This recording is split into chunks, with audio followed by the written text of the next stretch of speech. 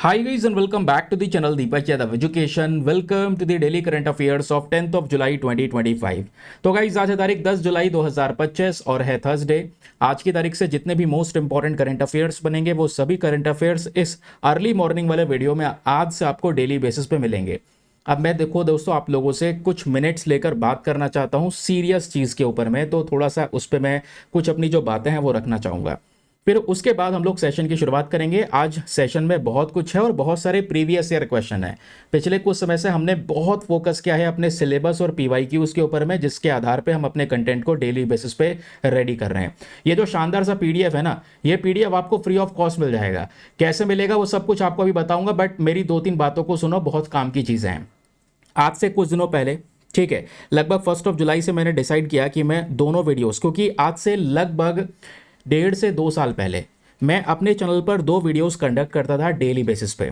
The Hindu का video जो आता है वो डेली आज भी आता है और लगभग यहाँ पर 9 से 10 के बीच में यहाँ पर लाइव हो जाता है। वो डेली आता है, चाहे कुछ भी हो जाए, द हिंदू का वीडियो आपको मिलेगा ही मिलेगा, जहाँ पे हम एक कंप्लीट सोर्स को, कंप्लीट न्यूज़पेपर को कवर कर लेते हैं। लेकिन मैंने आप लोग को कई बार ये बात बोली है कि जैसे आजकल क्या चल रहा है ना, जो एग्जामिनेशन का सिलेबस है या जो करंट अफेयर्स पूछे जा रहे हैं, क्या केवल वो द हिंदू से ही पूछे जा रहे हैं? बिल्कुल नहीं। वो केवल एक सोर्स है जो आपको कंप्लीट हो जाता है। इसमें से काफ़ी क्वेश्चन आते हैं, मैं ये नहीं कह रहा क्वेश्चन नहीं आते, बहुत सारे क्वेश्चन आते हैं, लेकिन वो सॉल्व कर पाओ उसके केपेबल मैं आपको बना देता हूँ डेली बेसिस पे। लेकिन उसके अलावा कुछ रेलिवेंट सोर्सेस हैं, जैसे पीआईबी हो गया, इंडियन एक्सप्रेस हो गया, ठीक है। अब पीआईबी में बहुत सारी गवर्नमेंट डेटा पब्लिश होती है जो द हिंदू में पब्लिश नहीं हो पाती, या इंडियन एक्सप्रेस में एक्सप्लेनर सेक्शन पे कुछ आर्टिकल ऐसे होते हैं जो अगेन द हिंदू में नहीं आ पाते, ठीक है। या द हिंदू में ऐसे होते हैं जो इन वाले डिटेल्स में पब्लिश नहीं होते। तो द हिंदू तो हमने कंप्लीट कर लिया है। द हिंदू मतलब आप यहां से पढ़ रहे हैं, इस चैनल से पढ़ रहे हैं, आपका कुछ नहीं छूटने वाला, लिटरली एक भी चीज नहीं छूटने वाली। ऐसा होलिस्टिक एनालिसिस में करता हूं जितना डिटेल से कोई भी नहीं करता, ठीक है। हर एक चीजों को विस्तार से समझाता हूं, नोट्स बनवाता हूं आपके। लेकिन उसके बाद जो ये सेपरेट वीडियो है, इसको बस खाली करने के पीछे का मेन पर्पस ये था कि द हिंदू में जो भी आर्टिकल कवर नहीं हो रहे हैं, जो इंपॉर्टेंट है, जैसे आज के अखबारों में अलग अलग जगह पर पीआईबी की काफ़ी रेलिवेंट खबर है, लाइवमिंट की खबर है, इंडियन एक्सप्रेस की खबर है, तो उसको मैंने कवर करने की कोशिश की। ये 2 वीडियोस यहाँ पे पहले चलती थी, बीच में यहाँ पर ये सेकंड वाली वीडियो कंटिन्यू नहीं हो पाई। रीजन बताया गया, कई बार लोगों ने अपने अपने मल्टीपल सजेशन देने शुरू किए कि भाई कभी सब इस वाले वीडियो को मर्ज कर दो मॉर्निंग वाले वीडियो में। लेकिन अगर दोनों को मिला देते हैं तो सेशन बहुत ज़्यादा हैवी लेंथी हो जाएगा और वो प्रेशर आपके ऊपर भी पड़ेगा और मेरे ऊपर भी पड़ेगा। अभी कम से कम मुझे थोड़ा बीच में समय तो मिलता है, क्योंकि द हिंदू का वीडियो को तैयार करने में 5 घंटे मुझे लगता है, कंटेंट प्रिपेयर करने में, न्यूज़पेपर पढ़ के कंटेंट रेडी करने में, फिर उसके बाद उसकी लाइव सेशन रिकॉर्ड करना, ठीक है। 1 से 1.5 घंटे का सेशन आपका डेली चलता है तो उसमें भी टाइम लगता है। फिर उसके बाद बचा कुछ टाइम अब मैं इसमें इन्वेस्ट कर रहा हूँ। अब सीरियस नोट पे आके इसमें इन्वेस्ट करना चाहता हूं, क्योंकि मेरे पास इतने प्यारे प्यारे मैसेजेस पिछले कुछ समय पर रिसीव हुए हैं जब से मैंने इस वीडियो को रोका। रीज़न यह है, अभी जब रिसेंटली शुरू किया था ना ये वीडियो, तो आखिरी वीडियो मैंने अपलोड किया है, इंडेक्स जो है अपने उस पर लगा दिया था थंबनेल के ऊपर में। तो उस दौरान मेरे पास में बहुत सारे कॉमेंट्स आए और मैं नहीं जानता, और मुझे लगता भी नहीं है कि वो यूपीएससी एस्पिरेंट हैं या भी नहीं, या हो भी सकते हैं या नहीं भी हो सकते, यार मैं उसके बारे में क्या जान सकता हूँ। वो ऐसी अभद्र भाषा का इस्तेमाल करने लगे, लिटरली मैं चाहूँ तो वो कमेंट्स ओपन कर दूं, लेकिन मैं उसके लिए रेडी नहीं हूँ, क्योंकि अगर मैं थोड़ा सा नाम वगैरह छिपा देता तो वो कमेंट्स दिखा सकता था। अभी नाम छिपाए नहीं है तो बहुत सारे लोग जाएंगे, आईडी सर्च करेंगे, ये होगा वो होगा, तो मैं आपका टाइम वेस्ट करना नहीं चाहता। वो चीज़ें मैं शेयर कर चुका हूँ ऑलरेडी। द हिंदू का जो वीडियो होता है आज से 3 से 4 दिन पहले, वो मैं बता चुका हूँ, वो शेयर कर चुका हूँ वो क्या मैटर है। काफ़ी सारे लोग, जब मैंने ये सेशन दोबारा से कंडक्ट करना शुरू हुआ ना, इतने सारे मैसेज रिसीव हुए कि 2 वीडियोस क्यों कर दिए, एक ही वीडियो चलाओ, एक ही वीडियो में दोनों चीज़ें मर्ज कर दो। दोनों को मर्ज करना थोड़ा पॉसिबल नहीं हो पा रहा है, तो इसलिए सेपरेट वीडियो चलाया गया था। ये मैंने सोचा मॉर्निंग में 6 बजे आपको दे दूंगा डेली बेसिस पे, तो डेली सुबह सुबह 6 बजे मिल जाएगा, आप 6 बजे करंट अफेयर्स पढ़ सकते हैं। ये नहीं कह रहा दोनों वीडियोस, अगर आपके पास में टाइम है, बहुत शानदार बात है, आप हर एक चीज़ को कवर कर पाएंगे, क्योंकि मैं कोई फालतू चीज़ें नहीं पढ़ाने वाला। दोनों सेशन में पढ़ाऊंगा वही जो एग्जाम में आएगा, ठीक है। फिर कुछ कह रहे हैं करंट अफेयर्स का लोड बहुत बढ़ जाएगा, मुझे बताओ करंट अफेयर्स का लोड कैसे बढ़ेगा। मैं आपको बताता हूं अपने सेशन की बात। मेरा सेशन मॉर्निंग में 1 घंटे का होता है, ठीक है। जनरली एवरेज बता रहा हूं, एवरेज 1 घंटे का है, लेकिन कभी कभी आर्टिकल ज्यादा होते हैं तो मैं छोड़ता तो नहीं हूं, तो वो 1 घंटा 20 मिनट, 1 घंटा 25 मिनट का हो जाता है।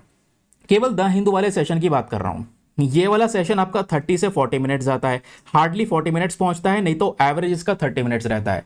तो कुल मिलाकर भी दोस्तों जो सेशन है, दोनों वीडियोस के मैं जो कंटेंट आपको प्रोवाइड करवा रहा हूं उसमें यहाँ पर आपके मुझे 1.5 से 2 घंटे चाहिए, जबकि दूसरे चैनल्स के ऊपर में केवल एक सोर्स कवर किया जा रहा है। एक न्यूज़पेपर से 5 आर्टिकल उठा के कवर कर दिए, आपके 4 आर्टिकल उठा के यहाँ पर आपको पढ़ा दिए, विस्तार से कहानी बता दी, और वही टाइम आपका सीधा 1.5 घंटे जा रहा है।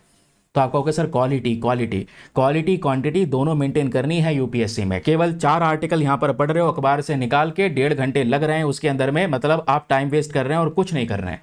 लिटरली सीधा सीधा मैं बोल रहा हूँ, हो सकता है बुरा लगे, बट यहाँ पर ये टाइम वेस्ट कर रहे हैं, क्योंकि उसमें बहुत सारी चीज़ें हैं। सर आपका सिलेबस कहाँ गया? आपने सिलेबस देखा है कि क्या क्या चीज़ें आ रही हैं, कैसे कैसे क्वेश्चंस पहले बने हैं? साइंस एंड टेक का पेज इतने सारे चैनल पे छोड़ दिया जाता है, मैं रोज़ाना कवर कर रहा हूँ, तो उतने ही सीमित समय के अंदर में। रीज़न क्या है? और नोट्स भी बना के दे रहा हूँ। रीज़न क्या है? क्योंकि हम लोगों ने अच्छे से चीज़ों को एनालाइज कर रखा है, कितना पढ़ना है क्या पढ़ना है वो पता है। तो वही मैं कह रहा हूँ कि आप देखोगे दूसरी जगह पर वही सेम आपका एक घंटा 40 मिनट 2 घंटे के आसपास लिया जा रहा है, वही सेम घंटा मेरे 2 वीडियोस आपके लेंगे। ध्यान सुनना इस बात को। तो और उसमें भी 2 वीडियोस मैंने प्रेशराइज नहीं किया, फोर्स नहीं डाला किसी के ऊपर भी कि दोनों वीडियो देखना है। आप जिसमें भी आप कंफर्टेबल हो, आप मॉर्निंग में उठ रहे हैं जल्दी, ये वाला वीडियो देख लो, ठीक है। दोनों वीडियोस देख लोगे तो काम बहुत अच्छा हो जाएगा, क्योंकि द हिंदू में भी काफ़ी शानदार आर्टिकल रोजाना पब्लिश होते हैं, इसलिए मैं बोल रहा था। और काफ़ी लोगों को यहाँ पर लगा कि हाँ सेकंड वाला वीडियो भी इंपॉर्टेंट है। तो टेलीग्राम पे जाओ, जितने भी लोग मेरे साथ में जुड़े हुए हैं, टेलीग्राम पे जाओगे ना, दीपक यादव एजुकेशन PDF लिखोगे, मेरा टेलीग्राम चैनल मिल जाएगा। वहाँ पे ग्रुप में देखना, बहुत सारे लोगों ने रिक्वेस्ट किए, इवन कल रात भी काफ़ी लोगों इसके थ्रू रिक्वेस्ट की गई थी, सर इस वाले वीडियो को कंटिन्यू करो। मैंने अपना भी विचार बना रखा था इस वीडियो को कंटिन्यू करने का, फाइनली यहाँ पर आज से कंटिन्यू हो रहा है। लेकिन कभी कभी ऐसा होता है कि आप जो काम कर रहे हैं, मैं जो ये काम कर रहा हूँ बहुत टाइम से कर रहा हूँ, मुझे ऐसा नहीं है कि 1-2 साल हुआ है ये सेशन करते हुए, पिछले कब से 2018 से यहाँ पर सेशन करते करते समय हो गया। यूट्यूब पे ही मुझे लगभग 5 से 6 साल हो चुके हैं पढ़ाते पढ़ाते, ठीक है। यही जो न्यूज़पेपर एनालिसिस है, तो वो अपना जो एक्सपीरियंस है वो मैनेज हुआ है, और वो एक्सपीरियंस हर बार पेपर में दिखाता हूँ मैं। जब भी यूपीएससी का पेपर होता है, पिछले 4 सालों में आपने देखा है कितने क्वेश्चन आए कितने क्वेश्चन नहीं आए, सारे एविडेंस के साथ में चीज़ें शो की हैं। उसके बाद मुझे कमेंट्स यहाँ पर मिलते हैं एब्यूजिव वर्ड्स में, अभद्र भाषा, गंदी गंदी गाली, कि 2 वीडियोस क्यों बांट दी। केवल 2 वीडियोस बांटने के लिए वो इंसान ऐसा बोल सकता है, मतलब मैं शॉक था वो देखकर। ऐसी भाषा ना मैंने ज़िंदगी में कभी सुनी है, और ना मैं कभी सुनना चाहूँगा, जो मैंने यहाँ पर पढ़ा ऐसे कमेंट्स के अंदर में। अब पता, वो इसलिए तो कह रहा हूँ, मुझे नहीं पता वो एस्पिरेंट हैं भी, पढ़ने वाले बच्चे हैं भी या नहीं है, ठीक है। ऐसा तो मुझे तो नहीं लगता शायद कोई पढ़ने वाला बच्चा लिखेगा ऐसा गंदा। जो मेरे परिवार को नहीं जानता, मेरे परिवार वाले उसको नहीं जानते, वो उनके बारे में ये सब चीज़ें मेंशन कर सकता है। रीज़न 2 वीडियोस मैंने सेपरेट कर दिए उस वजह से, और ऐसा एक नहीं 2-3 मैसेज आ गए। फिर उसके बाद दोस्तों यहाँ पर मेरे अंदर भी, अब कितना मोटिवेटेड रहेगा इंसान जो लंबे समय से काम कर रहा है, ठीक है।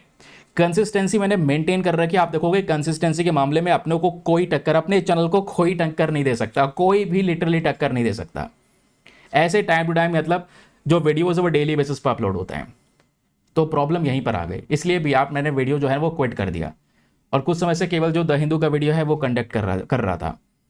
लेकिन इतने बहुत सारे लोग जो है ना, ये जो जितने ऐसे मैसेज है अभद्र भाषा में, इससे भी ज़्यादा मैसेज ऐसे हैं जो सपोर्टर्स हैं, उन्होंने इतने सारे मतलब मैसेज पर्सनली करे हैं, टेलीग्राम ग्रुप में डाले हुए हैं, ग्रुप में आप चेक करना, उन्होंने यहाँ पर मेंशन किया है कि सर हमें ये वीडियो वापस से चाहिए। तो मैं उन सभी लोगों को ध्यान में रखते हुए, जो लोग बहुत विश्वास करते हैं, वो कभी कभी ऐसे कमेंट्स लिख देते हैं यार, मतलब ऐसी बातें लिख देते हैं जो फिर मुझे मजबूर कर देता है कि हाँ करना है इन सब के लिए। सर हम इतने साल से जुड़े हुए हैं, आपके सब्सक्राइबर ये, तो मुझे स्क्रीनशॉट भेजते हैं कि सर आपके चैनल पे ये इतने सब्सक्राइबर थे तब मैंने यहाँ पर ज्वाइन किया था, क्योंकि मेरे पास वो स्क्रीनशॉट होगा नहीं, वाकई में वो तब से ज्वाइन हुए हैं जब मेरे पास में, जब मेरे चैनल के ऊपर में मान लो 10,000 सब्सक्राइबर थे, तब से भी बच्चे जुड़े हुए हैं।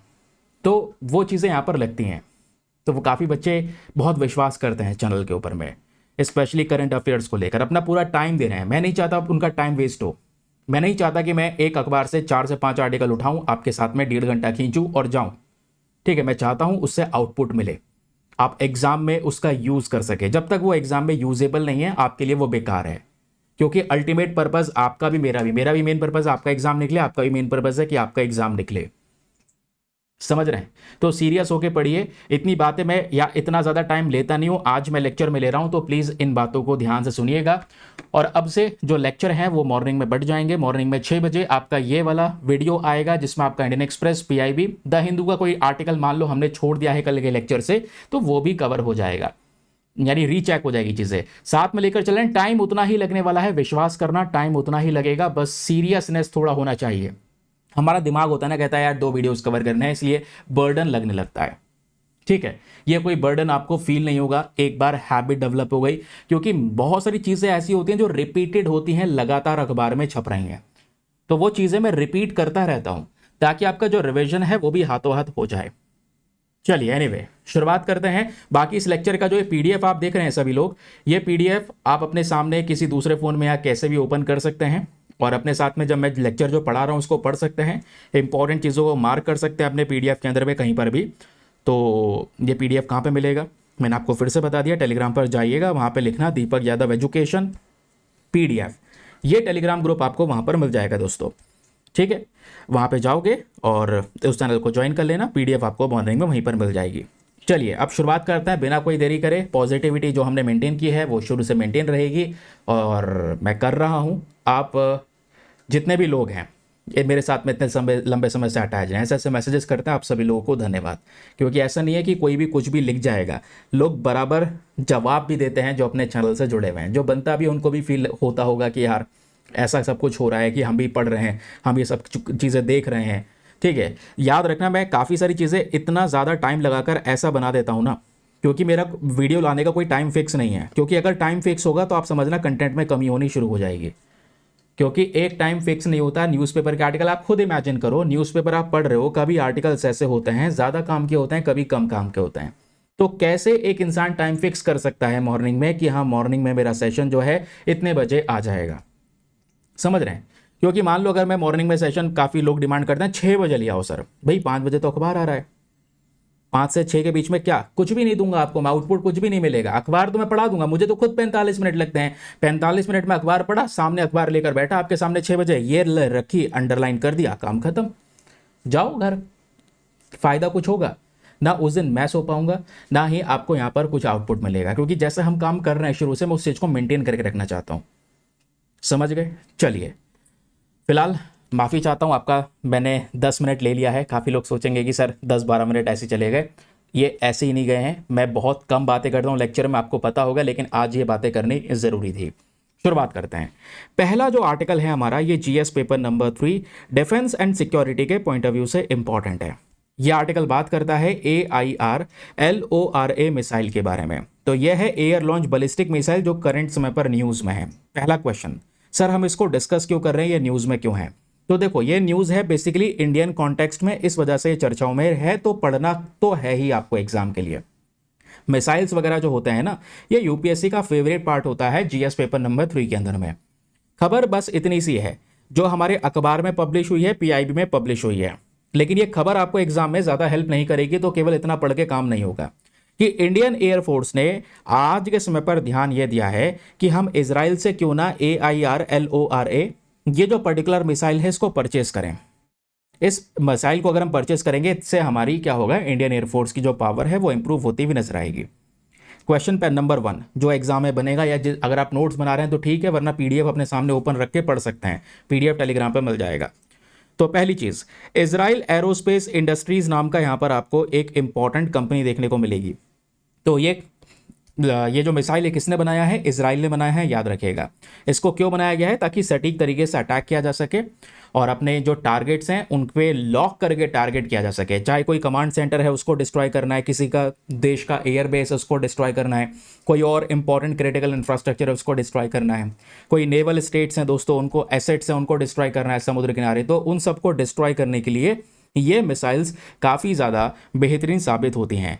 इनके स्पेसिफिकेशंस देखोगे तो लेंथ वगैरह ये सब याद रखने की ज़रूरत नहीं है, लेंथ वगैरह नहीं पूछता है। हाँ कभी कभी वेट वगैरह पूछ लिया जाएगा। तो लॉन्च वेट है 1600 kg के आसपास, समझ गए? आगे सुनिए, पेलोड क्या है, 600 kg, 600 किलोग्राम तक के वजन को लेकर ये चल सकता है।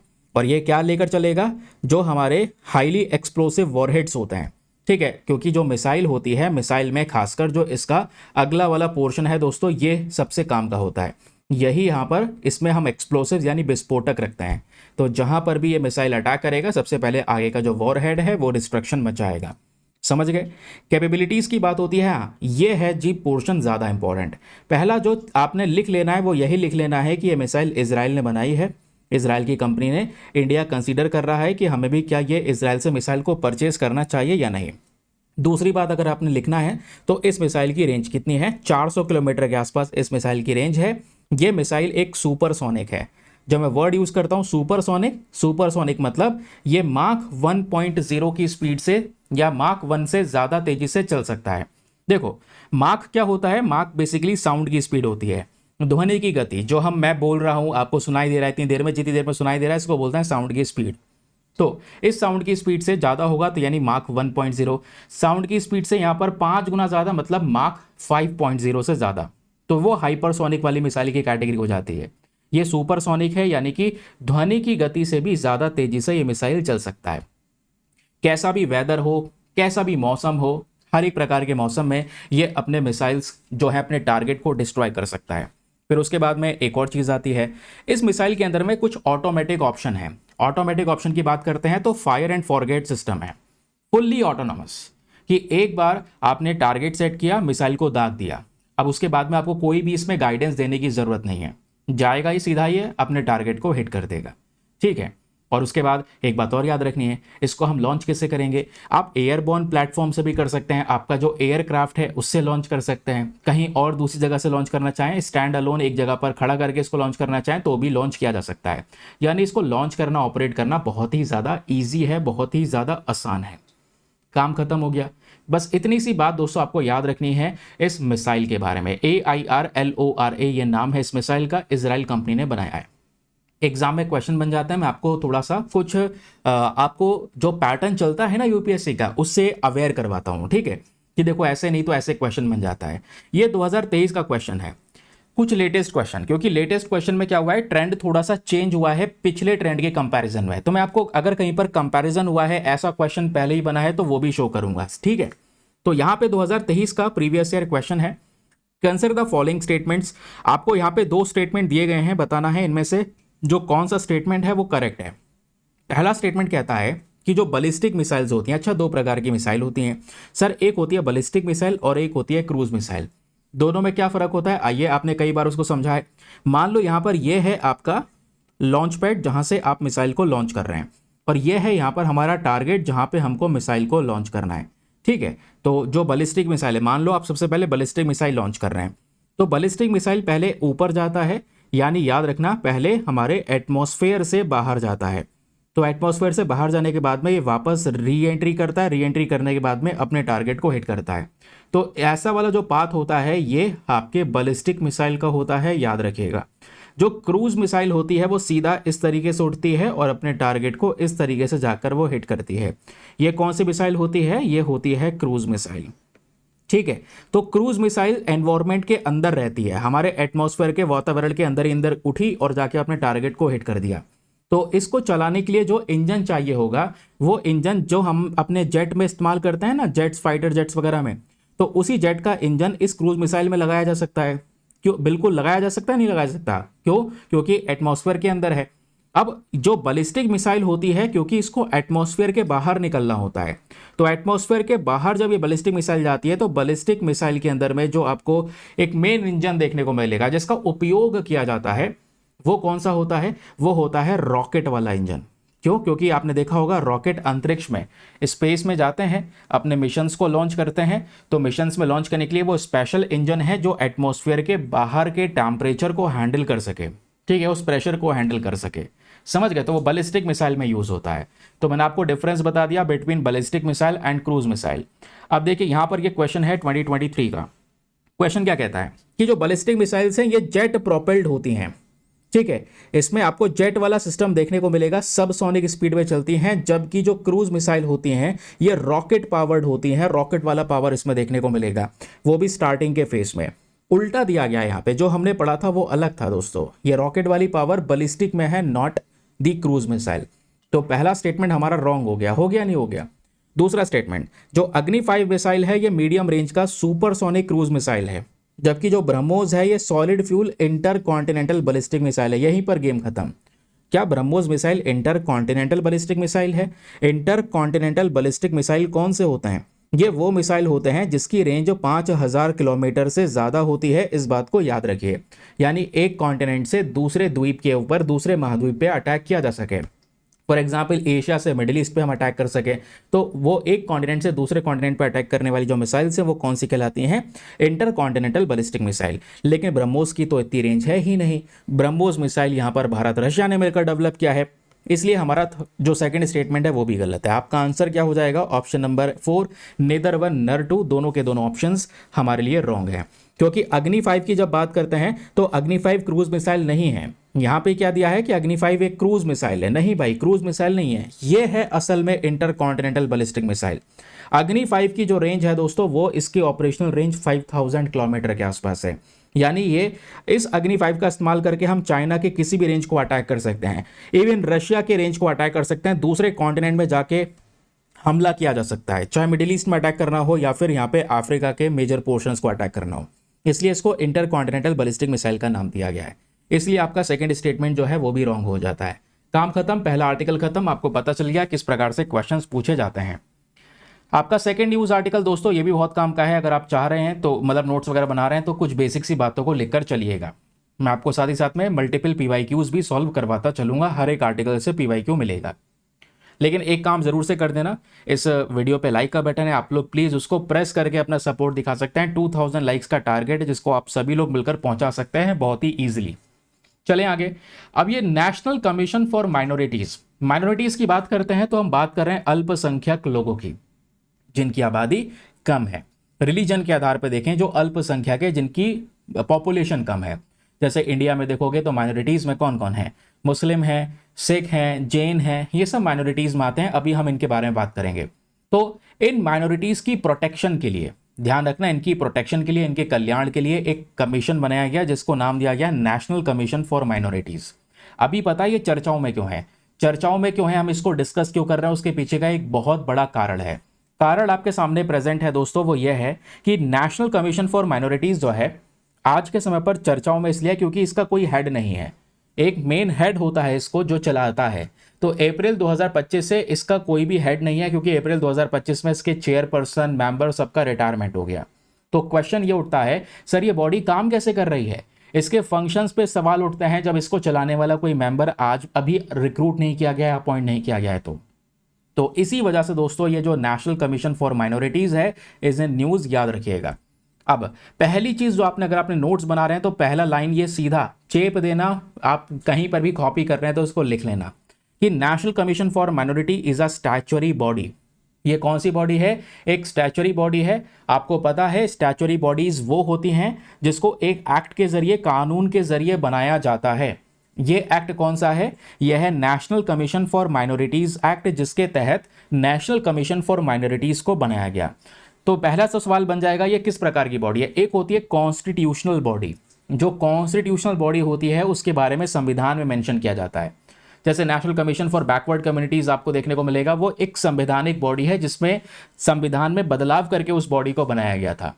समझ गए? फिर एक होती है स्टैच्यूटरी बॉडी, जो अलग से एक्ट पास किए जाते हैं, उस एक्ट के जरिए बनाई जाती हैं। तो ये national commission for minorities is a statutory body. याद रखना ये किसके अंदर आता है? जो यहाँ पर मिनिस्ट्री ऑफ माइनॉरिटी अफेयर्स है, माइनॉरिटी के जितने भी कह सकते हैं कि मैटर्स हैं उसको देखने का काम करता है ये पर्टिकुलर मंत्रालय। समझ गए? आगे आते हैं। तो स्टार्टिंग में जहाँ पर आप देखोगे, मैंने आपको बताया नाम इसका वगैरह क्या है, ये सब आपने समझ लिया है। अब क्वेश्चन ये है कि सर ये कमीशन क्यों बनाया गया? इस कमीशन का मेन पर्पस है जितनी भी माइनॉरिटीज कम्युनिटीज़ हैं भारत के अंदर में, जो अल्पसंख्यक लोगों की जितने भी समुदाय हैं, उनकी सुरक्षा करना, उनके हक की बात करना, ठीक है, उनके कल्याण की बात करना। इसलिए यहाँ पर नेशनल कमीशन फॉर माइनॉरिटीज़ को लेकर आया गया। अच्छा सर, ये माइनॉरिटीज़ भारत में कौन कौन है? अगर आप 2014 से पहले देखोगे तो मुस्लिम्स, क्रिश्चियन, सिख, बुद्धिस्ट और जोरेस्ट्रियन, जिनको हम पारसीज कहते हैं, ये भारत में अल्पसंख्यक वाली कैटेगरी में रखे गए। यानी कि ये सभी लोग वो हैं जो अल्पसंख्यक हैं, ठीक है। उसके अलावा दोस्तों मेजोरिटी नहीं, ये सारे माइनॉरिटी है। मेजोरिटी में इंडिया में हिंदूज आपको देखने को मिलेंगे, ठीक।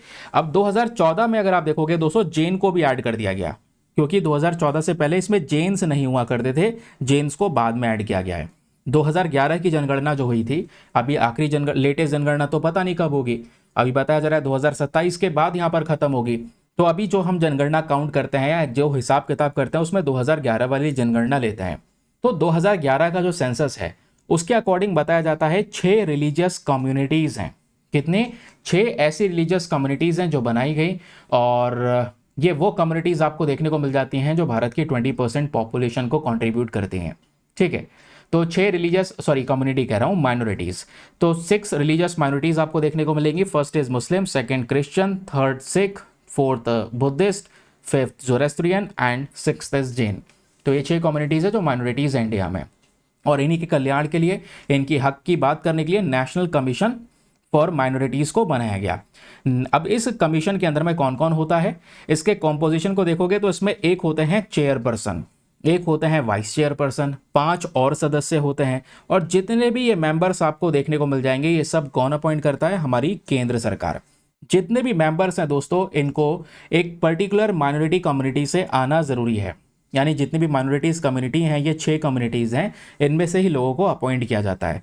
3 साल का टेन्योर होता है, 3 साल तक सर्व करते हैं। ये बात खुद नेशनल कमीशन फॉर माइनॉरिटीज के एक्ट के अंदर में ही लिखा हुआ है इस पर्टिकुलर सेक्शन में।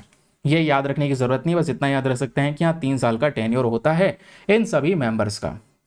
समझ गए कि अब ये कॉम्पोजिशन आपने समझ लिया। अब प्रॉब्लम तो यही है ना, सबको अपॉइंट कौन कर रहा है? केंद्र सरकार। तो अभी कह सकते हो कुछ समय पहले अप्रैल 2025 में जितने भी लोग थे उनका टेन्योर समाप्त हो गया। तो अभी करंट समय पर इस कमीशन को चलाने के लिए कोई भी मेंबर का अपॉइंटमेंट नहीं हुआ है, जिस वजह से चर्चाओं में है कि सर कम से कम अपॉइंटमेंट तो कर लो। बाकी फंक्शन इसके वही हैं, मैंने आपको बता दिया कि जितने भी कॉन्स्टिट्यूशनल राइट्स वगैरह दिए गए माइनॉरिटीज को, उन सब राइट्स की सुरक्षा करना। ठीक है, आप देखो एग्जाम में क्वेश्चन कैसे बनेगा, मैं आपको कुछ एग्जाम्पल शेयर करता हूं, वो भी लेटेस्ट एग्जाम्पल। ये यूपीएससी का 2023 का प्रश्न आपके सामने प्रेजेंट है। क्वेश्चन क्या बोलता है?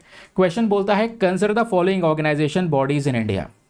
आपको ये 4 अलग अलग बॉडीज के नाम दिए गए हैं। पहला the national commission for backward classes, दूसरा नेशनल ह्यूमन राइट कमीशन, तीसरा नेशनल लॉ कमीशन, एंड चौथा national consumer disputes redressal commission. ये आप देख रहे हैं, ये 4 बॉडीज है, और इसमें पूछता क्या है पता है? कि इन चारों में से हाउ मैनी, कितनी बॉडीज ऐसी हैं जो कॉन्स्टिट्यूशनल बॉडीज हैं, जिसके बारे में संविधान में मेंशन किया गया है?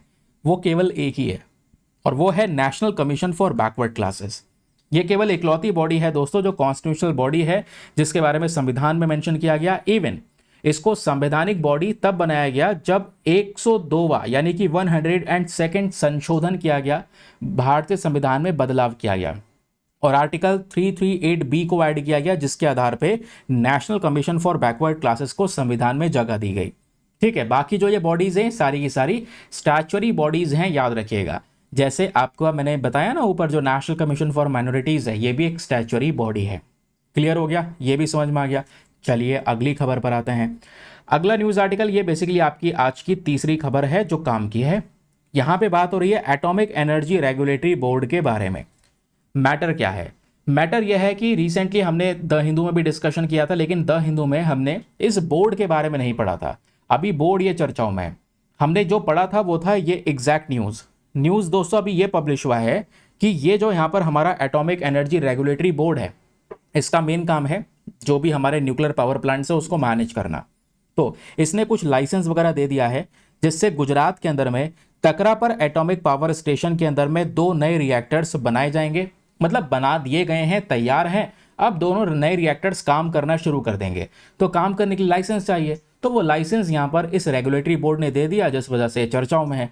इस वजह से आपको रेगुलेटरी बोर्ड की जो पावर्स हैं वो पता होनी चाहिए एग्जाम के पॉइंट ऑफ व्यू से। ठीक है, तो आज दोस्तों जब हम एटॉमिक एनर्जी की बात करते हैं, न्यूक्लियर एनर्जी की बात करते हैं, तो भारत में एनवायरमेंटल प्रोटेक्शन एक्ट भी काम करता है, हमारे पास एटॉमिक एनर्जी एक्ट भी है, फैक्ट्रीज एक्ट भी है। ठीक है, तो ऐसे कुछ लॉज आपको देखने को मिलेंगे, तो जिसके आधार पे ये हमारा एटॉमिक एनर्जी रेगुलेटरी बोर्ड काम करता है। और भारत के अंदर में जो एटॉमिक एनर्जी का क्षेत्र है, न्यूक्लियर एनर्जी का क्षेत्र है, न्यूक्लियर एनर्जी जिस तरीके से हम यूज कर रहे हैं उसमें से कोई रेडिएशन लीक ना हो, ठीक है, या आयोनाइजिंग रेडिएशन जो होता है उसका सेफ तरीके से इस्तेमाल हो, एक इंसान तक ना पहुंचे, एक इंसान को कैंसर हो सकता है। तो इन सब चीजों को रेगुलेट करना, कंट्रोल करने का काम इसी AERB का होता है। इसका मेन हेडक्वार्टर याद रखिएगा प्लीज़, एक बात ये बस खाली याद रखनी है इसका हेडक्वार्टर, क्योंकि ज़्यादातर बॉडीज़ के हेडक्वार्टर दिल्ली में होता है, इसका हेडक्वार्टर मुंबई महाराष्ट्र के अंदर में है, ये याद रखिएगा। तो ये बॉडी हमारे ह्यूमन हेल्थ को बचाती है, एनवायरमेंट से बचाती है, जो रिस्क हो रहा है या कई बार रेडिएशन का रिस्क होता है उससे बचाती है, क्योंकि ये जो न्यूक्लियर रेडिएशन होता है, इस रेडिएशन से क्या निकलता है, यहाँ पर अल्फा बीटा गामा रेज होते हैं जो शरीर को चीर देती हैं, ठीक है। तो इन सब चीज़ों का मैनेजमेंट सही तरीके से हो सके, जो न्यूक्लियर फैसिलिटीज़ हैं देश में उसका सही तरीके से उपयोग हो सके, कोई डिजास्टर ना होने दिया जाए, इसलिए यहाँ पर ये बॉडी वर्क करती है। और ये जो बोर्ड हम लोगों ने बना रखा है इसमें कुछ मेंबर्स होते हैं, बिना मेंबर के तो सर ये बोर्ड चलेगा नहीं, कोई बिना मेंबर के बॉडी नहीं चलती है।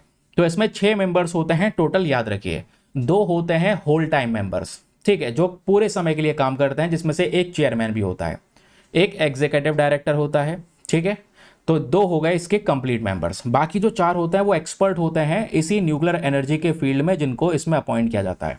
तो टोटल 6 मेंबर्स होते हैं इस बोर्ड में, याद रखिएगा, ठीक है। क्लियर हो गया। बाकी इनके कुछ ऑफिसेस हैं, अलग अलग इंस्टीट्यूशंस हैं, वो आपको याद रखने की ज़रूरत नहीं है। तो इन्होंने रिसेंट लाइसेंस दिया है जिस वजह से चर्चाओं में है।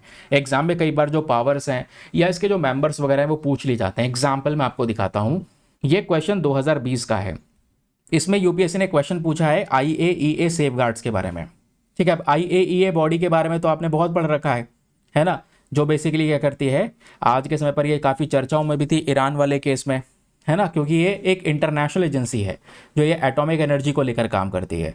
तो इंडिया के कुछ रिएक्टर्स जो हैं, भारत के अंदर जो न्यूक्लियर रिएक्टर्स हैं जिससे हम लोग एनर्जी बनाते हैं, इलेक्ट्रिसिटी बनाते हैं, कुछ रिएक्टर इंडिया में यूरेनियम का यूज़ करते हैं। वो यूरेनियम जो भारत इंपोर्ट करता है अलग अलग देशों से, अब इंपोर्ट कर रहे हैं, तो वो जो एक बॉडी है IAEA, ये देखभाल करती है, निगरानी बनाती है कि जो इंपोर्ट कर रहे हैं हम लोग यूरेनियम, उसका गलत उपयोग तो नहीं कर रहे, उस यूरेनियम का एनरिचमेंट करके कहीं हम न्यूक्लियर वेपन्स तो नहीं बना रहे, उस चीज़ को इंश्योर करने का काम IAEA करता है। तो भारत ने स्पेशली वो न्यूक्लियर रिएक्टर जहाँ पे यूरेनियम का इस्तेमाल होता है, वो यूरेनियम जो बाहर से इंपोर्ट करते हैं, वो सारे न्यूक्लियर रिएक्टर IAEA के प्रोटेक्शन में रख दिए थे, ठीक है। तो वही क्वेश्चन है कि बताओ, भारत में कुछ न्यूक्लियर रिएक्टर को IAEA के प्रोटेक्शन में रखते हैं, कुछ को नहीं रखते। कारण यह है क्योंकि कुछ रिएक्टर बाहर से लाए गए यूरेनियम का इस्तेमाल करते हैं और कुछ रिएक्टर हमारे देश के यूरेनियम का इस्तेमाल करते हैं, ठीक है। तो जो बाहर से यूरेनियम आ रहा है, इस वजह से वो निगरानी बना के रखता है IAEA, क्योंकि IAEA का भी मेन पर्पज़ यही है कि साफ तरीके से जितना भी यहाँ पर न्यूक्लियर एनर्जी है उसका सही उपयोग हो, गलत उपयोग कहीं से भी किसी प्रकार से ना हो। समझ गए? Game over. चलिए, आज की चौथी खबर आपके सामने ये प्रेजेंट है, ये भी बहुत इंपॉर्टेंट है। ये बात करता है सीन रिवर के बारे में। इस नदी के बारे में मैंने आपको थोड़ा सा बता दिया था, है ना, और द हिंदू में बोला भी था मैंने कि भाई इस नदी को मैप में जाकर देख लेना। नहीं देखा है कोई बात नहीं, हम लोग इसीलिए हैं ताकि आपको अच्छे से बता सकें। पहले मैं आपको न्यूज़ बता देता हूं कि sir why we are discussing this, क्यों हम ये चर्चा कर रहे हैं। इसके पीछे का रीज़न यहाँ पर एक लाइन में आप समझ जाओगे। देखो, पब्लिक स्विमिंग जो होती है इस नदी के अंदर में, वो बहुत पहले रोक दी गई थी। तो अब फाइनली लगभग 100 साल बाद, आप इमेजिन करो 100 साल बाद यहाँ पर स्विमिंग को वापस से पब्लिक के लिए ओपन कर दिया गया है, वो भी इसी महीने जुलाई 2025 में। जिस वजह से जो सीन रिवर है वो चर्चाओं में है। तो चर्चाओं में रहने के पीछे का जो रीज़न है, कारण है, वो बहुत ही ज़्यादा ठोस है, बहुत ही ज़्यादा स्ट्रॉन्ग है। तो एग्जाम के पर्सपेक्टिव से आपको सीन रिवर के बारे में पता होना चाहिए, क्योंकि लगभग 100 साल बाद यहाँ पे पब्लिक स्विमिंग को ओपन कर दिया गया है। तो सीन रिवर सबसे पहला लोकेशन जो है इसका, दोस्तों याद रखिए, फ्रांस में ये प्रेजेंट है। फ्रांस की दूसरी सबसे लंबी रिवर है लॉयर के बाद। तो एक रिवर फ्रांस में सबसे लंबी नदी है लॉयर, दूसरी यहाँ पर जो सबसे लंबी नदी है वो सीन। ये 2 नदियों के नाम याद रखेगा। क्वेश्चन बन सकता है कि बताओ 2 नदियाँ ये चर्चाओं में है, 2 नदियाँ ये कौन से देश में प्रेजेंट है, ठीक है। तो यह है अपना इंडिया। हमें चलना है फ्रांस, तो हम लोग घूम के चलेंगे पहले यूरोप में। आप देखो बड़ा बड़ा दिख रहा होगा, ये रहा पेरिस, ठीक है, पेरिस जो फ्रांस की कैपिटल है, और आगे देखने को मिलेगा इंग्लिश चैनल। अब फ्रांस में एक जगह आपको देखने को मिलेगी दोस्तों, जिसका नाम है दिजोन। ये DIGON करके कंट्री कह रहा हूँ, एक जगह दिख रही होगी। यहीं से एक नदी निकलती है, और इस जगह से जो नदी निकलती है उसको बोलते हैं सीन रिवर। ये सीन रिवर आप देख पाओगे बहती बहती सीधा पेरिस से होती हुई गुजरती है, और पेरिस से होने के बाद में ये सीन रिवर पास होती है। यही वो सीन रिवर है। ये आप देखोगे लिखा हुआ भी है, ठीक है, एग्जैक्टली आप देखोगे तो नदी पर लिखा हुआ भी मिलेगा। ठीक है, ये सीन रिवर। तो ये जो है बेसिकली इस तरीके से पेरिस से होते हुए डिजॉन से निकल के पेरिस से घूमते हुए ये नदी जहाँ पे कहाँ पे खाली होती है, इंग्लिश चैनल में। यहीं पर इंग्लिश चैनल है जहाँ पर ये नदी पूरी जाकर खाली हो जाती है, याद रखिएगा। तो लॉयर पूछ ले आप लोगों से, या पूछ ले क्या चीज़, या फिर आप लोगों से पूछ ले यहाँ पर सीन रिवर, तो ये कहाँ पर है, तो आपको इसका लोकेशन पता होना चाहिए, बहुत इंपॉर्टेंट है। ये मैप वगैरह कटा है क्या थोड़ा सा, पता नहीं यार, मैप वगैरह सही आया नहीं आया, शायद सही आया होगा। एग्जैक्ट लोकेशन आप लोग देख ही सकते हैं, पेरिस में हम लोगों ने देख लिया, ये रहा फ्रांस, यहीं पर सीन रिवर है, ये रही लॉयर रिवर। लॉयर रिवर काफ़ी दूर आपको देखने को मिलेगी, ये पहली सबसे लंबी रिवर है फ्रांस की, दूसरी सबसे लंबी रिवर सीन है जो पेरिस के थ्रू होके इंग्लिश चैनल में गिर जाती है। दैट्स इट, ठीक है। चलिए आगे सुनिए, आगे क्या मैटर है। लेंथ इसकी कितनी है, 775 किलोमीटर, याद रखने की आवश्यकता नहीं है। अब आपको जो मेन पार्ट्स इसमें याद रखने हैं, अब देखो ये सब बेकार की बातें हैं, आप ऑब्वियसली विकीपीडिया पे या अलग अलग सोर्सेस पे मिलते हैं तो हम लोग उसको लिख देते हैं कि भाई इस नदी का जो मेजॉरिटी ऑफ पानी है वो फ्रांस के अंदर में एग्रीकल्चर सेक्टर के लिए, खेती बाड़ी के लिए इस्तेमाल किया जाता है। इस नदी का अगर आप लोग कोर्स देखोगे, मैंने बताया दिजॉन के पास से गुजरती है, और इस नदी को आगे बढ़ाने के लिए इसमें एक सहायक नदी आके जुड़ती है। उस सहायक नदी का नाम है मार्ने रिवर। ये पेरिस में जाकर ज्वाइन हो जाती है सीन रिवर से, ठीक है। और ये सीन रिवर किस में खाली होती है, इंग्लिश चैनल के अंदर। इंग्लिश चैनल यही अटलांटिक ओशन में प्रेजेंट है। क्लियर हो गया, याद रखिएगा, एग्जाम में क्वेश्चन बन सकता है। क्वेश्चन कैसे बनेगा, देखो यूपीएससी ने अभी तक सीन रिवर को लेकर सवाल पूछा नहीं है, तो कहोगे ये कौन सा सवाल है, यह है यूपी पीएससी का। तो मुझे काफ़ी सारे लोगों ने रिक्वेस्ट की है, सर स्टेट जो पीएससी होते हैं उनके भी क्वेश्चन लाओ। ये देखो Bihar public service commission BPSC में 2015 में सीन रिवर के बारे में पूछ लिया गया। क्वेश्चन बहुत आसान है, आपको इतना पता है ना सीन रिवर फ्रांस में है, उसके आधार पे ये देखो ये शहरों के नाम दिए गए और यहाँ पर नदियों के नाम दिए गए, और बताया गया है कि बताओ कौन से शहर में कौन सी नदी बहती है, कौन सा पेयर करेक्टली मैच है।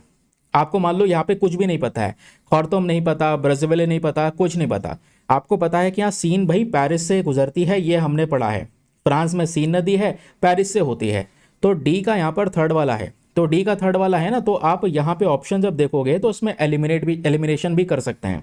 डी का थर्ड यहाँ पर पहला वाला जो ऑप्शन है वो हमारा सीधा करेक्ट हो गया, बाकी सारे ऑप्शंस गलत हो गए। ए का 2, बी का 1। ए का 2 मतलब ये खार्तूम जो है, ये मतलब नाइल नदी यहाँ से गुजरती है खार्तूम से, फिर बाकी यहाँ पे जो ज़ैर नदी है वो ब्रेज़ाविल से गुजरती है, बचा राइन ये रोटरडाम से गुजरती है, और सीन आपकी पेरिस से गुजरती है।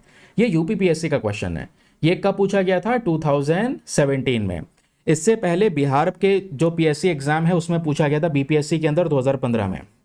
अगेन यहाँ पर भी वही सेम चीज़ है, शहरों के नाम दिए गए, नदियों के नाम दिए गए, रोटरडैम आगे लिख दिया गया सीन, पेरिस, ठीक है। अब ये देखोगे बी वाला यही करेक्टली मैच है क्योंकि सीन नदी पेरिस से गुजरती है, तो बी का 1।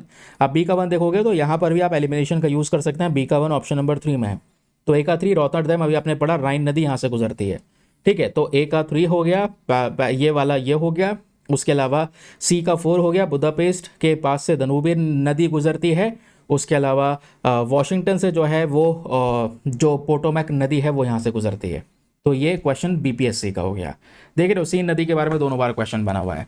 अब यूपीएससी भी कुछ इसी प्रकार से मैचिंग करके पूछेगा, क्योंकि जो पैटर्न है यही वाला पैटर्न यूपीएससी में भी चलता है, ठीक है, याद रखिएगा। चलिए अगले प्रश्न पर आते हैं, सॉरी अगले आर्टिकल पर आते हैं। आज की हमारी दोस्तों ये 5वीं न्यूज़ है, ये भी बहुत काम की है। सतकोसिया टाइगर रिजर्व के बारे में डिस्कशन हो रहा है। ये चर्चाओं में क्यों है, चर्चाओं में रहने के पीछे का रीजन बता देता हूँ। सतकोसिया टाइगर रिजर्व से एक इंपॉर्टेंट नदी गुजरती है जिसका नाम है महानदी। सर कहोगे क्या हम ओडिशा पहुंच गए क्या, बिल्कुल, महानदी ओडिशा में है, और ओडिशा में ही दोस्तों आपका ये सतकोसिया टाइगर रिजर्व है। टाइगर रिजर्व का जो लोकेशन होता है ये सबसे काम का होता है, यहीं से सबसे ज़्यादा क्वेश्चन एग्जामिनेशन में बनते हैं, ठीक है। तो अभी एक ब्रिज कंस्ट्रक्शन है जिसको लेकर काफ़ी विवाद उठा, महानदी नदी पे बनाया जा रहा था और एनवायरमेंट को लेकर समस्याएं उठ गई। इसको सतकोसिया टाइगर रिजर्व से गुजारा जा रहा था, इस वजह से यहाँ पर ये चर्चाओं में आया। अब देखो मेरे चैनल पर ओडिशा से भी बहुत सारे जो एस्पिरेंट है वो जुड़े हुए हैं, पर्सनली काफ़ी बार बात होती है ओडिशा के एस्पिरेंट से। कौन कौन ओडिशा से बताओ। तो ओडिशा में ओएसएससी का एग्जामिनेशन होता है, ठीक है, उसमें ये क्वेश्चन बन चुका है कि सतकोसिया टाइगर रिजर्व ओडिशा के कौन से डिस्ट्रिक्ट में है, समझ गए। तो याद रखिए दोस्तों ये अपना ओडिशा का मैप है, ये बीचों बीच में सतकोसिया टाइगर रिजर्व आपको नजर आएगा। ये टाइगर रिजर्व लगभग 4 डिस्ट्रिक्ट में फैला हुआ है, अंकुल, कटक, बौद्ध और नायगढ़, ठीक है, तो यहाँ पर आपको ये 4 डिस्ट्रिक्ट में देखने को मिलेगा। इसके आसपास 2 इंपॉर्टेंट सेंचुरीज आती हैं, जिसका नाम है बैसिपली वाइल्ड लाइफ सेंचुरी और सतकोसिया जॉर्ज सेंचुरी। ठीक है, एरिया वगैरह याद रखने की ज़रूरत नहीं है, और ये भी याद रखने की ज़रूरत नहीं है। एक बात याद रखनी है, महानदी रिवर। क्या याद रखना है? महानदी रिवर याद रखना। महानदी जो है नदी है, ये गुजरती है हमारे सतकोसिया टाइगर रिजर्व से, याद रखिएगा। यहाँ पे बहुत सारी अलग अलग प्लांट्स और एनिमल्स की स्पीशीज पाई जाती हैं, ये भी याद नहीं रखना। इसमें एनिमल की स्पीशीज जो याद रखनी है वो है एंडेंजर्ड स्पीशीज, जो बहुत खतरे में है। फ्रेश वाटर क्रोकोडाइल, घड़ियाल जो है वो यहीं पर आपको देखने को मिल जाता है। घड़ियाल को लेकर भी यूपीएससी ने प्रीवियस ईयर क्वेश्चन पूछा हुआ है, चेक कर लेना। तो ये क्यों बता रहा हूँ, इसमें ज़्यादातर जब भी आप प्रीवियस ईयर क्वेश्चन देखेंगे तो ज़्यादातर लोकेशन ही आपसे पूछी गई है।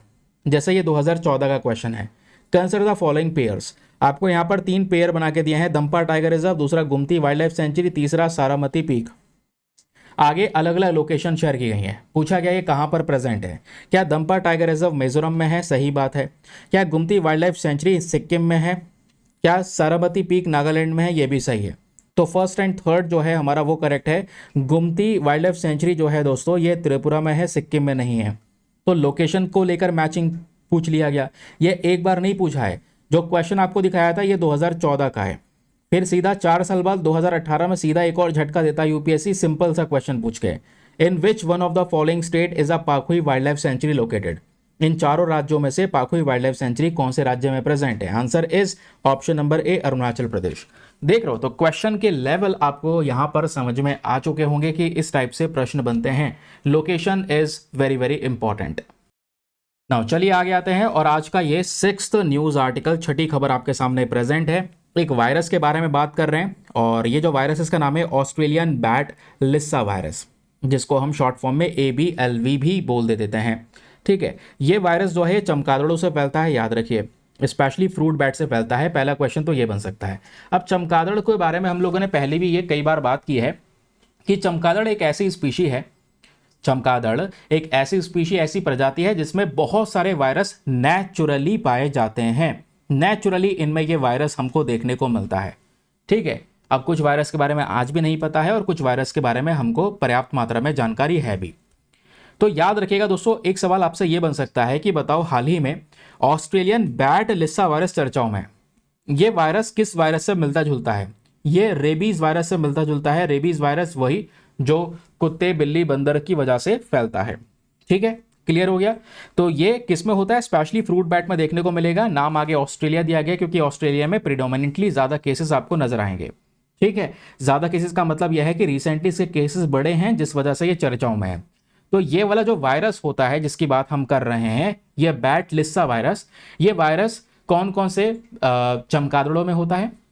फ्लाइंग फॉक्स में होता है, फ्रूट बैट में होता है, माइक्रोबैट। फ्रूट बैट में आपको पता है, फ्रूट बैट की वजह से निपा वायरस भी फैलता है। आजकल निपा वायरस भी चर्चाओं में है, क्योंकि निपा वायरस के केसेस केरला में पिछले कुछ समय पर 2 केसेस निकल कर आए हैं, जिस वजह से कुछ हॉस्पिटल्स में क्वारंटीन वगैरह भी किया गया है। तो फ्रूट बैट का कनेक्शन निपा वायरस से भी याद रखिएगा। और ये जो ऑस्ट्रेलियन बैट लिस्सा वायरस है, वो फ्लाइंग फॉक्स में, फ्रूट बैट में और माइक्रोबैट्स में देखने को मिलता है। माइक्रोबैट्स वो होते हैं जो छोटे छोटे कीड़े खाने का काम करते हैं। समझ गए? अब ये वायरस ट्रांसमिट हो सकता है इन चमगादड़ों से इंसान में पहुंच सकता है। कैसे? ये चमगादड़ सीधा एक इंसान को काट ले, स्क्रैच कर दे, ठीक है, या एक इंसान की किसी को चोट लगी है, घाव है, तो वो घाव इस चमगादड़ के जो लार होती है, सलाइवा, उसके कांटेक्ट में आ जाए। समझ रहे हैं? तो ऐसे ये ट्रांसमिट हो सकता है, एक इंसान में ये बीमारी आ सकती है, याद रखिएगा। सिम्टम्स क्या है? शुरुआत में बुखार आएगा, सर में दर्द होगा, थकान होगा, फिर प्रॉब्लम यह है धीरे धीरे बॉडी पैरालिसिस हो सकती है। एक इंसान के लिए जानलेवा हो सकता है, उसका दिमाग काम करना बंद कर सकता है। कोई भी इफेक्टिव ट्रीटमेंट करंट समय पर नहीं है। जो रेबीज के लिए वैक्सीन दी जाती है, आप स्टार्टिंग में वही वैक्सीन लेकर चल सकते हैं अगर थोड़ा बहुत भी शरीर को बचाना है इस वायरस से। तो ये याद रखिए। अब ये जो क्वेश्चन आपको 2014 का मैं सॉल्व करवा रहा हूं, ये डिफरेंट है। रीजन ये है दोस्तों, अभी निपाह वायरस चर्चाओं में आया, ठीक है, फिर अभी आपका ये ऑस्ट्रेलियन बैट लिस्सा वायरस चर्चाओं में आया। दोनों के पीछे का मेन रीजन है वो है बैट यानी चमगादड़। तो एक बात याद रखना, 2014 में एक क्वेश्चन पूछा गया, इस क्वेश्चन के जरिए आप समझना एक और आर्टिकल हम कवर कर रहे हैं which is our 7th article. ये 7वीं खबर भी कह सकते हैं। क्वेश्चन यह है कि कंसिडर द फॉलोइंग। आपको 3 अलग अलग स्पीशीज के नाम दिए गए हैं, चमगादड़, भालू, बियर और तीसरा चूहा यानी रोडेंट। तो आपसे पूछा गया है कि बताइए चमगादड़, भालू और रोडेंट, इन तीनों में से जो हाइबरनेशन का प्रोसेस है, वो हाइबरनेशन का प्रोसेस कौन सी स्पीशी फॉलो करती है, किसमें हाइबरनेशन देखने को मिलता है? तो इसका सही आंसर है ऑप्शन नंबर 3, तीनों के तीनों में हाइबरनेशन देखने को मिलता है। इसलिए बोल रहा था ये हमारा, आप अलग आर्टिकल समझ सकते हैं। अलग आर्टिकल समझने के पीछे का रीजन पता है क्या है? हमें यह जानना है यहां पर कि हाइबरनेशन होता क्या है। तो हाइबरनेशन दोस्तों एक पर्टिकुलर ऐसी कंडीशन होती है जिसमें कुछ एनिमल्स ऐसी स्थिति में पहुंच जाते हैं कि वो भयंकर से भयंकर एनवायरमेंटल कंडीशन को भी सरवाइव कर जाते हैं। ठंडी जो विंटर्स होती हैं, बिल्कुल ठंड वाली पड़ रही है, एकदम कड़कती ठंड, उसको भी बर्दाश्त कर लेता है। खाने पीने की कमी है, उसको भी बर्दाश्त कर लेता है। ऐसे वाले जो स्पीशीज होते हैं इसको हाइबरनेशन प्रोसेस कहते हैं। मतलब इस स्टेज में अपने आप को वो ढाल लेता है। मान लो बॉडी का टेम्परेचर धीरे धीरे करके ड्रॉप होता चले जा रहा है, इंसान मर जाएगा लेकिन ये स्पीशी नहीं मरेंगी, ठीक है। उसका हार्ट रेट बहुत स्लो हो चुका है, या फिर कह सकते हैं कि कुछ खाने को नहीं मिल रहा है। तो खाने को नहीं मिलता तो ये एनिमल की स्पीशीज़ क्या करती हैं, अपने बॉडी का जो इनके बॉडी में जो फैट स्टोर हुआ है उसका इस्तेमाल करती हैं एनर्जी के लिए। लंबे समय तक अपने आप को या तो किसी गड्ढे में अपने आप को बचा के रखते हैं ये, या किसी गुफा में रख सकते हैं, जैसे चमगादड़ अपने आप को गुफा में रखते हैं, ठीक है। जैसे चूहे अपने आप को गड्ढों में रखते हैं। तो ऐसे शेल्टर्स का यूज़ करते हैं। तो ध्यान में रखना, हाइबरनेशन क्या है? एक ऐसी स्टेज जहां पर कुछ मैमल, एम्फीबियन, रेप्टाइल, इंसेक्ट्स एक हार्श कंडीशन को भी सर्वाइव कर सकते हैं, उसमें भी जीवित रह सकते हैं। मैमल्स की बात आएगी तो बियर हो गया, चमगादड़ हो गया, गिलहरियां हो गई, हेजहॉग हो गया, हैमस्टर हो गया, ठीक है। ये सारे के सारे हाइबरनेट वाले प्रोसेस को कंडक्ट कर सकते हैं। एम्फीबियन में मेंढक हो गया, ठीक है। ज़्यादातर ये कई बार कीचड़ के ढेर में अपने आप को गड्ढा में बचा के रखे रहते हैं। रेप्टाइल्स की बात करेंगे, स्नेक हो गया, छिपकलियाँ हो गई, ठीक है। तो छिपकलियाँ जो हैं ब्रोमेशन प्रोसेस को फॉलो करते हैं, ब्रोमेशन जो बेसिकली हाइबरनेशन से मिलता जुलता है। इंसेक्ट्स वगैरह भी हैं कुछ जो हाइबरनेशन प्रोसेस को फॉलो करते हैं। याद रखना हाइबरनेशन क्या है। तो बैट्स को लेकर क्वेश्चन बन सकता है, ये क्वेश्चन रिपीट हो सकता है आगे, क्योंकि बैट्स इस समय पर चर्चाओं में है। तो ये जो हाइबरनेशन है वो तीनों ही प्रजातियों में देखने को मिलता है, चाहे वो बैट हो, चाहे वो बियर हो, चाहे वो रोडेंट की स्पीशीज हो। काम खत्म। आज के सेशन में आपको इतना ही पढ़ना है। कल फिर से हम मिलेंगे सुबह सुबह 6 बजे। रेडी रहिएगा, बाकी सेशन कंटिन्यू करना है ना। आप कुछ ऐसे मतलब इस्तेमाल मत करना, वो लोग शायद प्रोबेबली उनको इग्नोर करना पड़ेगा। और बाकी दोस्तों हमारे पेड ग्रुप भी चलते हैं, पेड ग्रुप की इन्फॉर्मेशन आपके सामने है। चाहो तो आप एक पेड ग्रुप ज्वाइन करके रख सकते हैं, आपके लिए एक बहुत अच्छा इन्वेस्टमेंट हो सकता है वो। पेड ग्रुप ज्वाइन करने के लिए करना क्या है, व्हाट्सएप पर जाना है, यहाँ पर आपको एक नंबर दिया गया है 8534873368। इस नंबर पर मैसेज कर देना कि सर हमें आपका पेड ग्रुप ज्वाइन करना है। उसमें मिलता क्या क्या मैं आपको बता देता हूँ। जो हम लोग द हिंदू का वीडियो कंडक्ट करते हैं ना, जहाँ से बहुत सारे क्वेश्चन हर साल आते हैं यूपीएससी में, ठीक है। तो उस वीडियो का हिंदी इंग्लिश पीडीएफ, उसके नोट्स, वो सब चीज़ें उस ग्रुप में अपलोड हो जाती है। और ये ग्रुप को ज्वाइन करने का फी पेमेंट बहुत मिनिमम है, just 499 for the lifetime access. जब तक आपका सिलेक्शन ना हो जाए तब तक आप 499 में इस ग्रुप को ज्वाइन करके रख सकते हैं। और दोस्तों ये अमाउंट आपका हाथों हाथ रिकवर हो जाएगा। कहने का मतलब यह है इसमें बहुत सारे पुराने पीडीएफ्स भी पड़े हुए हैं। अगर आप आज भी ज्वाइन करोगे, सारे पुराने पीडीएफ्स आपके हाथ में आ जाएंगे। अमाउंट रिकवर हो गया, लेकिन आगे के पीडीएफ्स आपको मिलते रहेंगे, ठीक है। चलिए फिलहाल के लिए सेशन को करते हैं समाप्त। मिलते हैं आप लोगों से नेक्स्ट वीडियो में। आज के लिए bye bye, have a nice day, thank you and Jai Hind.